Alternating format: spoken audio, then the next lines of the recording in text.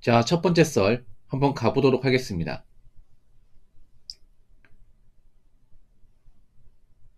댓글 컨텐츠고 영상 제목. 제가 택배기사 일을 하는데 친구들이 너 돈 쉽게 번다 말하고 만만하게 생각합니다. 라는 영상에 달린 댓글입니다. 절대 쉽지 않은데. 자, 이게 무슨 내용이냐 하면요. 제 방송에서 인천에서 이제 택배 영업소를 운영하시는 분이 있습니다. 예. 그러니까 택배 보면 영업소가 있죠. 그 영업소 안에 이제 그 같이 일하는 택배 기사도 있을 거 아니에요. 그 택배 기사분들 관리하는 일이라는 게 이제 영업소예요. 그 택배 영업소장 일을 하는 분이 있어요. 젊은 분인데, 그분이 친구들하고 이제 만나는 거야. 한 번쯤 그럴 수 있잖아요. 뭐 주말에 한 번씩 시간 잡아서 뭐 친구들끼리 모여가지고 뭐 술 마시고 밥 먹고 뭐 그럴 수 있잖아. 근데 이런 얘기를 친구가 하는 거예요. 친구가 이제 밥 먹으면서 술 마시면서 이런 얘기 하는 거죠. 야, 너 그 택배 기사 한다며. 야, 그거 뭐 별 어려운 거 아니잖아. 너 돈 많이 벌잖아. 야, 돈 쉽게 버는 거 아니야? 내가 보니까 그렇게 어려워 보이지 않는데? 이딴 식으로 얘기하는 거야. 여러분 친구 중에 이런 사람이 있으면 어떡할 것 같아요? 이거 사실 맞아도 할 말 없거든, 솔직히 말해서. 더 웃긴 건 뭐냐 하면, 이런 만남을 가질 때마다 밥값, 습값을 이제 이 택배라는 분이 다 계산한다는 거야. 제가 물어봤어요. 아니, 왜 본인이 계산합니까? 이렇게 물어보니까 대답이, 내가 돈을 제일 많이 버니까, 월등하게 많이 버니까, 그냥 내가 사는 게 당연하다. 이렇게 생각하는 거예요. 그러니까 좀 너무 사연자분이 그 친구한테 잘해주고 밥 사주고 이렇게 해주다 보니까 고마운 걸 못 느끼는 거죠. 이런 사람들 많이 있어요, 여러분. 예, 인간관계에서 많이 있습니다.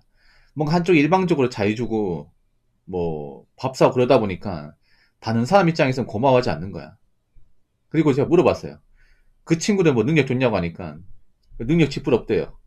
근데 능력도 쥐뿔없는 친구가 밥도 얻어먹으면서 한단 말이 저런 말이야.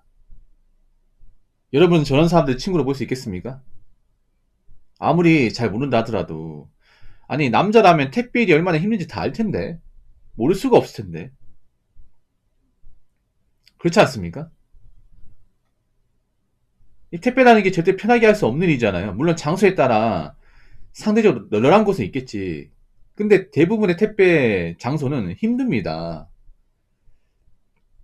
우리가 택배 이제 받는 지역이 다 아파트만 있는 게 아니잖아요. 아파트도 보면 이제 복도식이 있고 계단식이 있는데 뭐 아파트 택배 배송한다 해도 아파트 엘리베이터가 고장 날 수 있잖아요. 수리할 수 있잖아. 그러면 뭐 계단 이용해야죠. 굉장히 왔다 갔다 많이 하는 직업이고 짐도 많이 옮겨야 돼. 아니 이게 어떻게 상식적으로 편하다는 말이 나오는 거지? 이분 같은 경우에도 택배 영업 소장님인데 이분이 아예 일을 안 하는 게 아니라 택배 기사 하다가 이제 뭐 일이 밀리거나 힘들면 도와주거든요. 같이 까대기 합니다. 같이 영업소에서 처음에 이제 그 물류센터에서 그 택배 이제 화물이 올 거 아니야. 오면 그 컨테이너 박스에 내려오거든. 그러면 이제 그 같이 뭐 영업 소장이라고 해서 가만히 앉아 있는 게 아니라 같이 나와가지고 같이 까대기 합니다. 그리고 택배 기사 일이 좀 바쁘다. 그리고 일손이 딸린다 하면 자기도 도와줘요. 땡보직이 아니야. 근데 친구란 녀석은 그런 것도 모르고, 야, 너 택배 영업 소장이니까 어차피 택배 기사 일 다 할 거 아니야. 야, 너 좋겠다. 돈 쉽게 벌어가지고. 이딴 얘기 하는 거예요. 아니, 여러분, 상식적으로 돈 많이 버는 직업 중에 돈 쉽게 버는 직업이 어디 있습니까? 아니, 자기도 월급 박봉인데 힘들게 돈 벌잖아. 우리가 사회성을 띈다는 게 뭔지 아십니까? 사회성. 내가 힘들면 남들도 힘들다는 거야. 내가 이만큼 버는데 힘들면 나보다 돈을 더 많이 버는 사람은 훨씬 더 힘들어요, 여러분. 훨씬 더. 당연히 그렇지 않습니까? 돈을 많이 벌려면 그만큼 일을 많이 해야 되는데. 그렇지 않습니까? 일을 많이 해야 되고, 아니면 어려운 일을 한다거나, 아니면 위험한 일을 한다거나, 그렇게 해야 돈을 더 많이 벌잖아.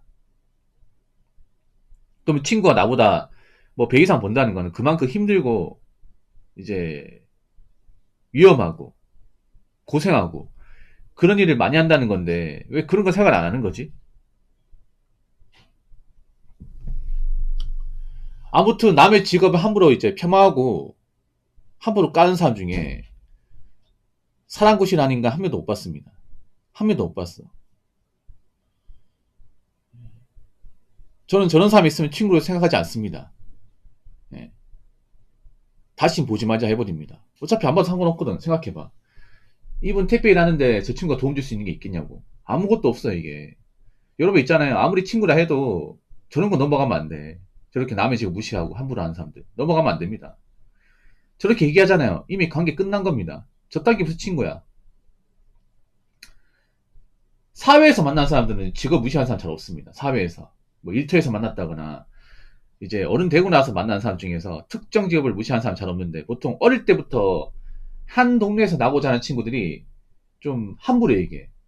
제가 전에 그런 말 했잖아요. 어릴 때부터 이제 동네 때부터 자주 봤던 사람들이 가장 부담스럽다고. 나이 먹으면. 왜냐하면 함부로 얘기하거든요. 자주 봤다고. 익숙하다고.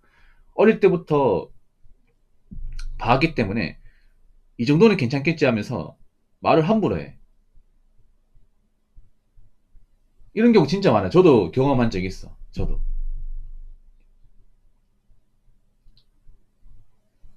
저도 그런 비슷한 경험 한 적이 있습니다. 그래서 나이 먹으면 부담스러운 게 어릴 때부터 좀 나를 봤던 사람들 그런 사람이 부담스러워. 뭐 어릴 때 봤던 사람이 하더라도 선을 지키고 선 안 넘으면 괜찮은데 선을 잘 넘어요 이게. 이런 것처럼.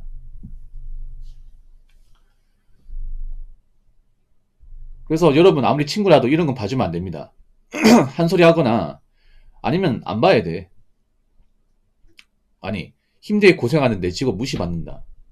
그리고 얻어먹는데 고마움 못 느낀다. 그러면 친구 아니지 뭐. 자, 댓글 한번 읽어보도록 하겠습니다. 제가 3달 동안 택배기사 조수로 일해본 적이 있는데 상당히 빡세요.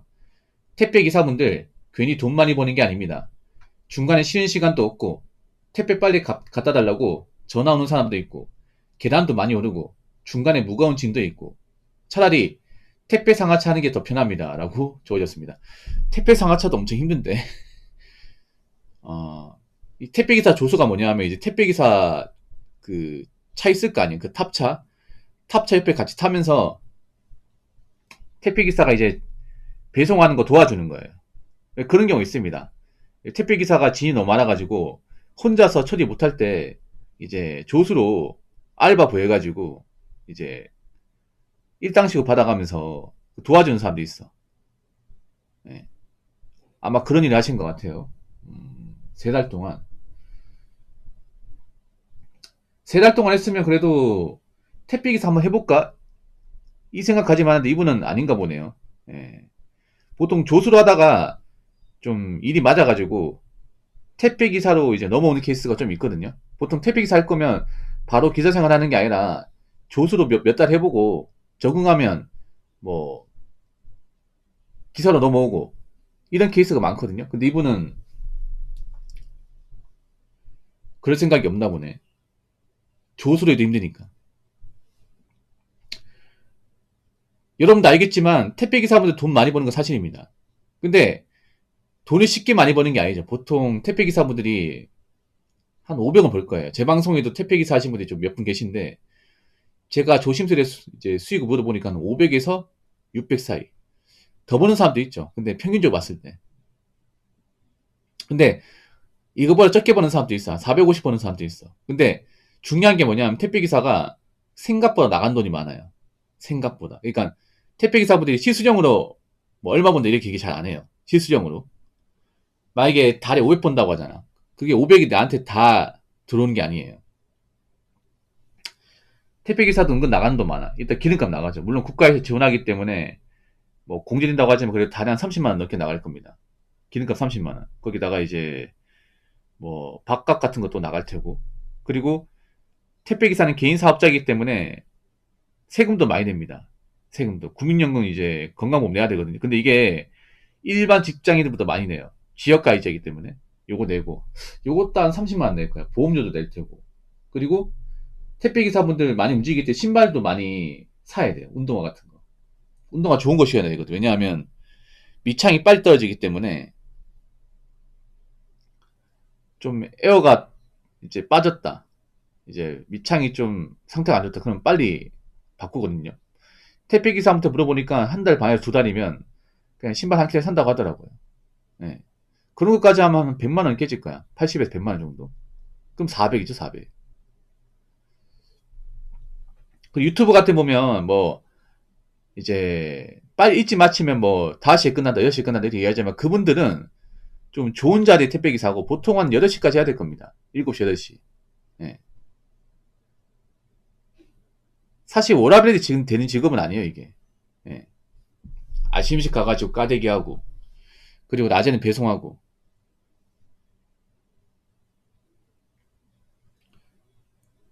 택배 상하차가 엄청 힘들다는 거 알고 있잖아.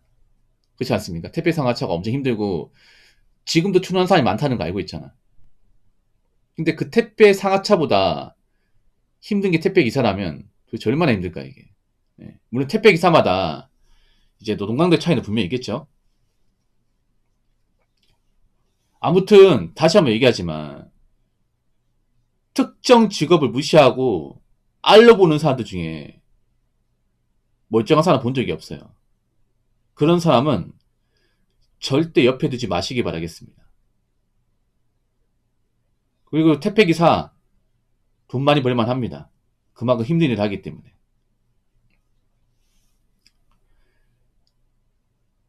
자, 이상으로 첫 번째 썰 마치도록 하겠습니다.